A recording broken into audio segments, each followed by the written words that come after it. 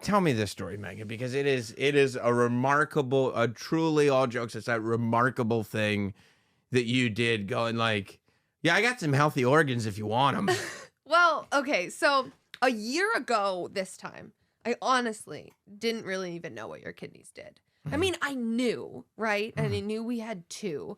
But when I thought of organ donation, I thought of the little box you check on your license, and you get the little heart on your license, and it says organ donor. And you're like, yeah, I'm an organ donor. Until a coworker, I learned he was in kidney failure. Wow. So I just asked a simple question. I said, what goes into donating a kidney?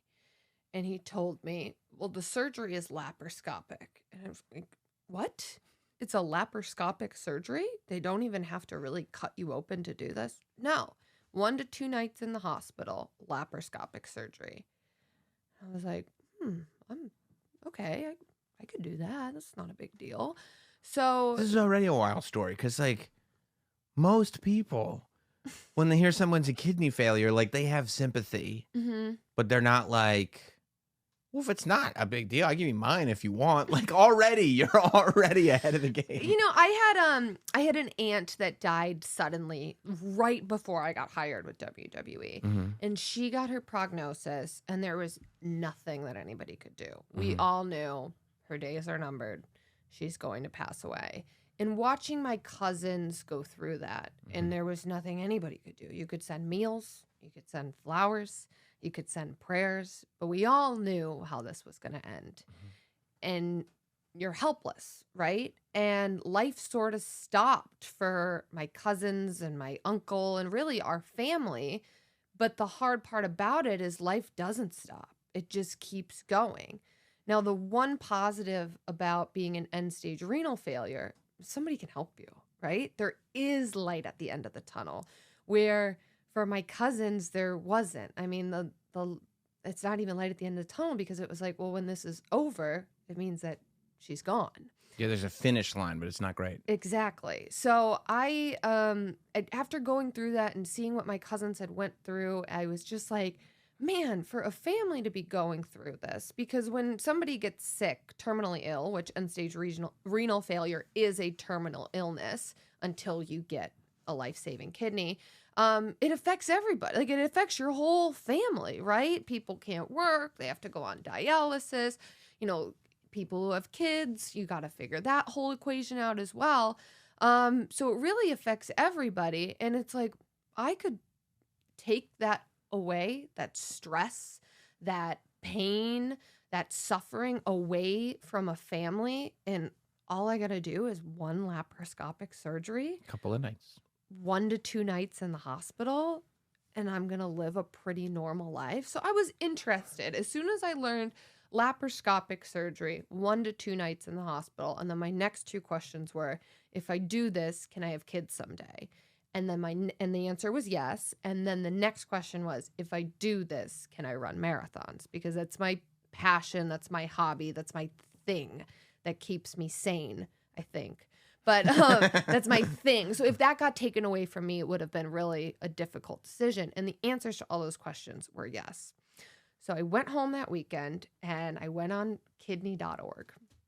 I had no idea. So I start reading about donating a kidney and what goes into it. And everything I could read, it was like, this is a very safe procedure. As far as surgeries go, this is not a very invasive surgery for the donor. The recipient has a much longer road.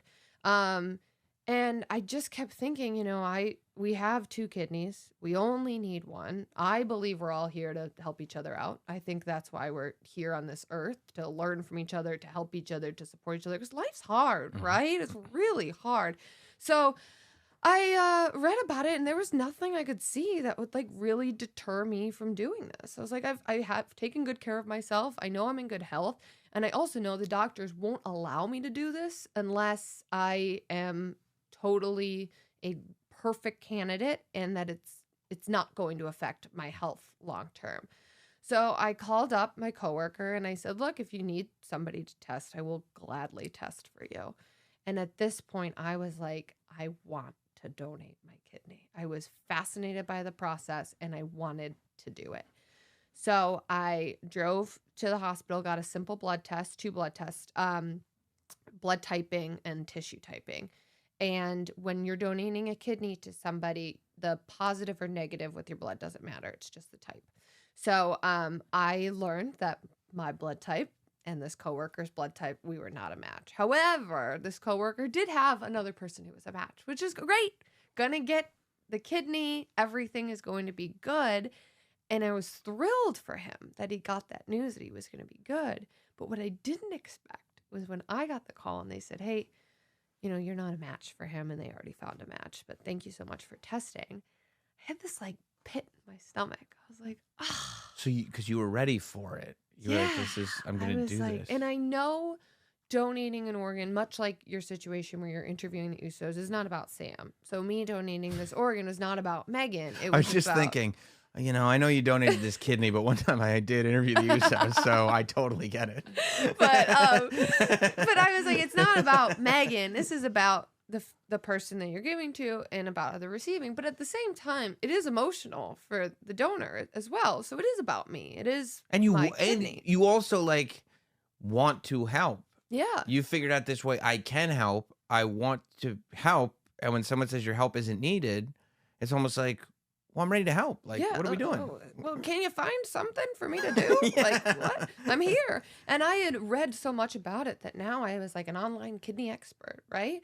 So a couple weeks that went by, my husband had like a big exhale because before he's like, are you sure? I don't really know about this. I think this is a little crazy. And he always has to tell me like, this is not your problem. Cause I have a tendency to like make other people's problems my own a little bit. I'm like, I always want to be like, oh, let me help you with this. Oh, let me connect you to this person. Let me do this for you.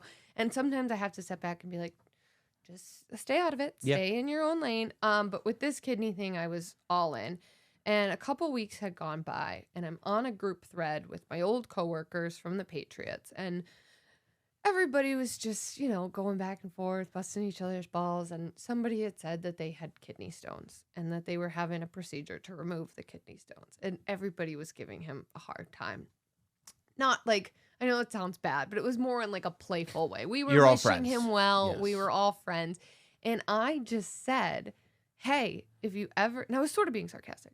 I said, hey, if you ever need a kidney, let me know.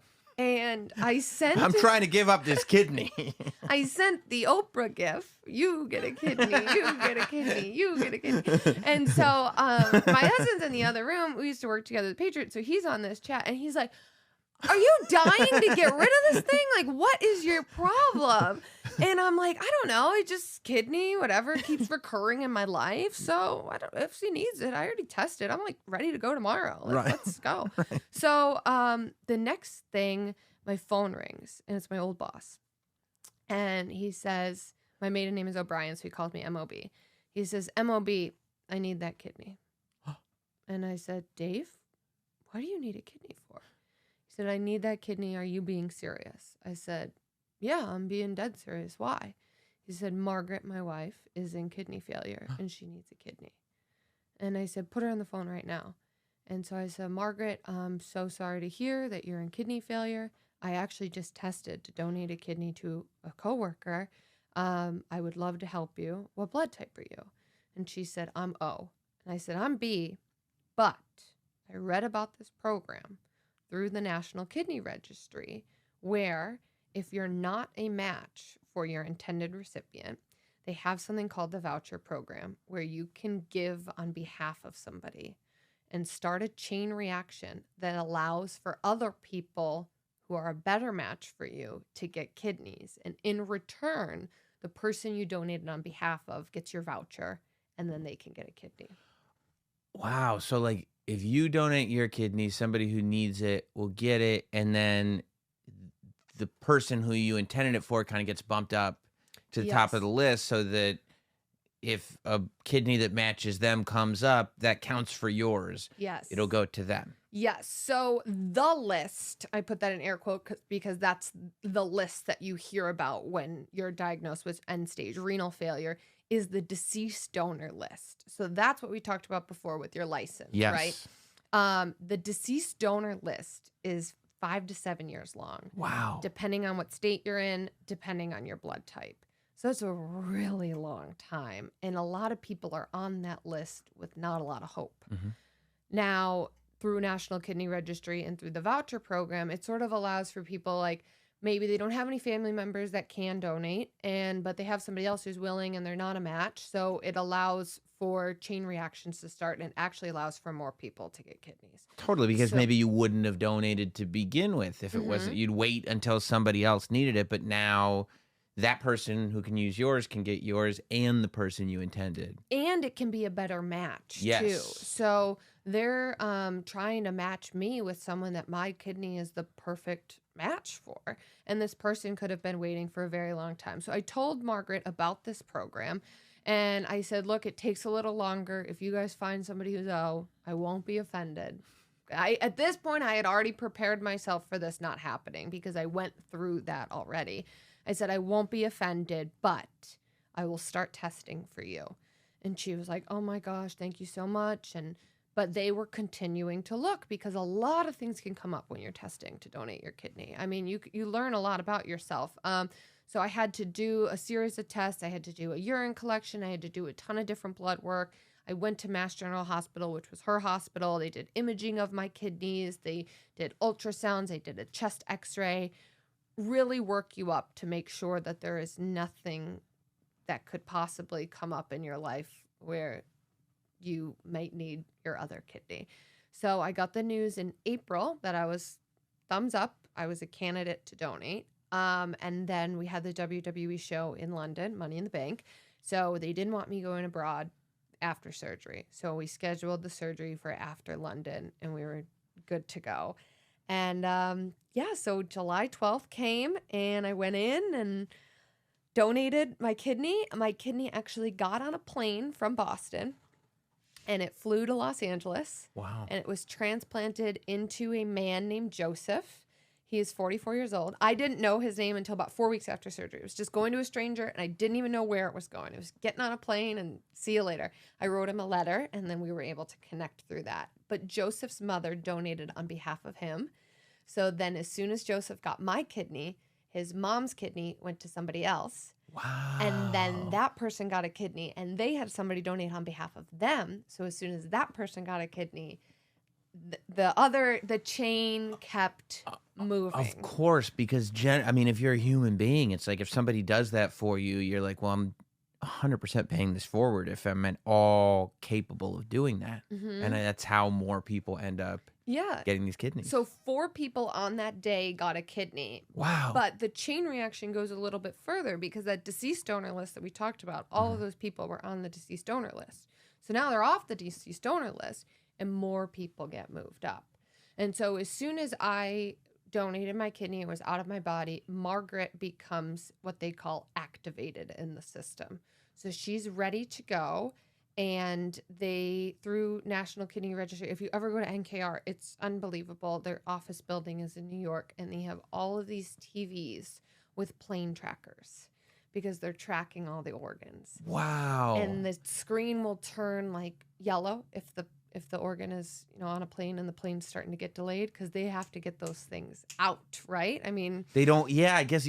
People who I wouldn't have even thought of it, but they're not keeping them on ice. yeah. So It's not like we got a warehouse full of kidneys. Let's see what we got in stock. no. It's coming out of you. It's going into them. So next, National next, Kidney next. Registry has a direct line with the pilot, with the airplane, figure out why is it delayed, what's going on, this plane needs to get off, and then they track the flights of all the kidneys. Because the person waiting for it is probably already opened up, waiting Waiting, ready to go. for it to just pop up. That's incredible. Yeah. So that was my July. I never ever thought I would do something like this, but honestly, it was like so incredibly rewarding to do this. One of the things that's been a bit of a challenge is Margaret, my intended recipient, has yet to receive her kidney yet. Now, they do say on average, it takes 3.8 months. 3.8. So I made a little mistake yesterday. I posted on Instagram. It was 4 months. It's been 15 weeks. And I used to get so annoyed with I know this sounds bad, but when I would ask friends that were expecting, I'd be like, how far along are you? And they'd be like, 23 weeks. And I'm like, what does that mean? I don't have time to sit here and do math. How far along are you? Yeah. But my surgery was on a Wednesday, and every Wednesday I'm like, oh, it's another one. So yesterday was 15 weeks, which I was like, oh, that's 4 months. And then I looked at the calendar, not quite 4 months. So we are right around that 3.8 month mark. Which is average. Yeah. So she should any day be getting the call. And it's just, July 12th was such a big day for both of us because she's going through dialysis 3 times a week. She has kids. Her husband's there. I mean, she's still working, and she works in the nonprofit space, which, she's helping other people. And she's the one who should be asking for the help. But she doesn't complain. She's so tough about all of it. She has the best attitude. But July 12th really gave her a lot of hope, right? Like I stayed at her house the night before. I recovered at her house after the surgery. And I'm so glad that we got to have those moments together, because the day of surgery and the day before surgery was really emotional. And it's just, I remember going to bed that night being like, okay, there are 4 people out there, because I knew 4 people were going to get a kidney. I was like, there are 4 people going to bed so excited that starting tomorrow, they don't have to do dialysis anymore. You can do this. And I just kept thinking about all of those people and all of their loved ones and their family members. And it was really totally fine. I mean, I got a little nervous because before they couldn't get my IV in, and I was like, oh no, maybe this was not meant to be. Yeah. But it was all good. You have to do a fast, so I was dehydrated, and it all ended up working out just fine. But I remember the day after my surgery, I only spent 1 night in the hospital. The day after my surgery, my surgeon came in. She just knocked on the door, and she's like, I have some good news for you. I was like, what's that? And she was like, your kidney made urine. And I just started crying because there's so many uncertainties, right? And you're going through this, and you really got to emotionally prepare yourself for, what if the body doesn't accept the kidney, right? Like, what if the kidney rejects? And that's a fear. And the risk of rejection has gone down quite a bit. I mean, these doctors are experts. They know exactly what they're doing, and they've researched this, but there is always a chance. So when she told me the kidney made urine, I was just thinking about who got my kidney, and I thought maybe it's been 2 years since they were able to make urine on their own, but what a beautiful thing. Incredible. That within 24 hours of this surgery, they're feeling so much better. Yeah. So. Yeah. I mean, it really is incredible. And you have to also know that, you can directly say, okay, I'm going to bed, and I know these 4 people will get kidneys because of this. But I gotta believe the more people you tell this story to, the more inspiring it's gonna be for people, right? I'm sure there are people that will hear this and go like, oh, I didn't know about this program. I didn't know this was even possible. Like, if one person hears that story from this interview and go, that's another one, maybe another 4, maybe another whatever. Like, it just keeps it moving. For me, it was a quick Google search, right? Yeah. Like, I literally Googled kidney donation, ended up on kidney.org, read about it, and wanted to do it. I think so many people have no idea what goes into the process. So many people don't know that it's laparoscopic. So many people don't know that you're going to live a very normal, very healthy life after you do this. I mean, like I said, yesterday was 15 weeks. I'm running a New York City Marathon this weekend, and I feel great. Like, of course you are. I mean, what are you doing this? Well, I'm just going to run a marathon. But I just want more people, because I think if more people knew what was going into this, they would do it, right? Yes. There would be less hesitation about it. There's just a lot of uncertainty, and when you tell someone, I'm donating an organ, they look at you like you have 5 heads, right? 100%. But it's not what they think it is. And I can't tell you the amount of people I told that it was laparoscopic, and they were like, no, it's not. And I was like, oh, I want to see my scar. Like, yeah, it is. I had it done. It's all laparoscopic.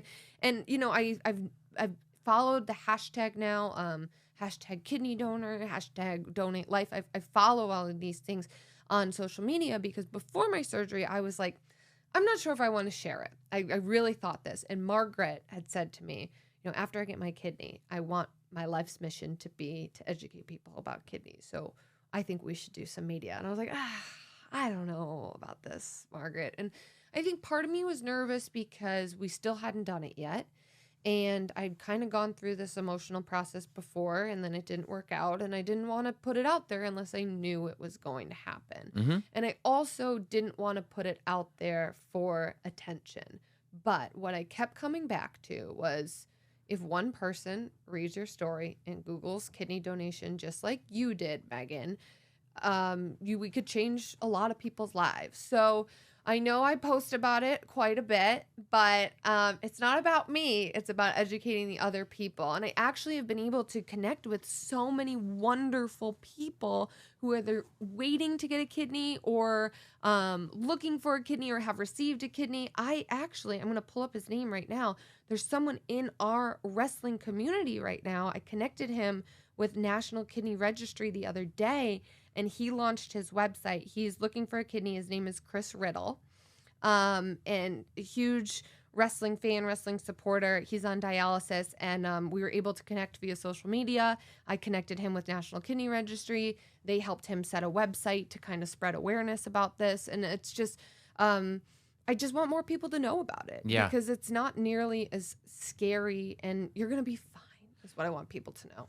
Yeah, for what it's worth, I mean, we were talking about this it was a few months back. It was not that long after, I remember, because it was one of the first NXT pre-shows that we did in Stamford, and you were like just recovering still, but you kind of told a very abbreviated version of this story.